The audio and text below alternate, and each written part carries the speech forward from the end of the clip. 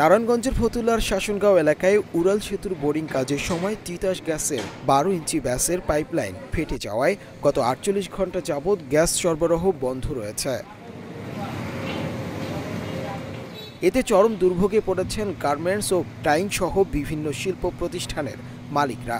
উৎপাদন ব্যাহত হওয়ায় অনেক প্রতিষ্ঠান জেনারেটরের ওপর নির্ভর করে বিকল্প উপায়ে কাজ চালিয়ে যাচ্ছে।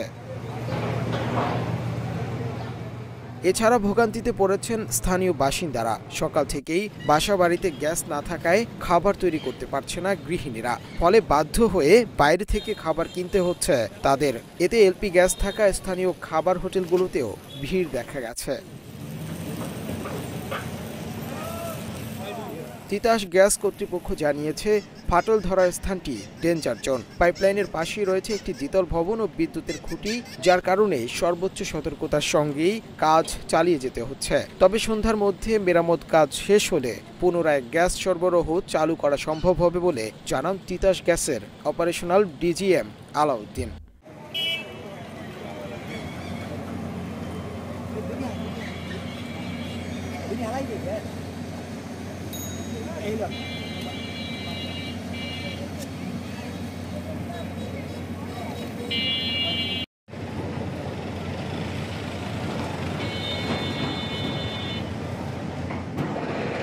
মাত্র 30% টাকায় জমির মালিক হয়ে নতুন বাংলাদেশের গড়ে তোলার স্বপ্ন দেখা বাংলা বসতি।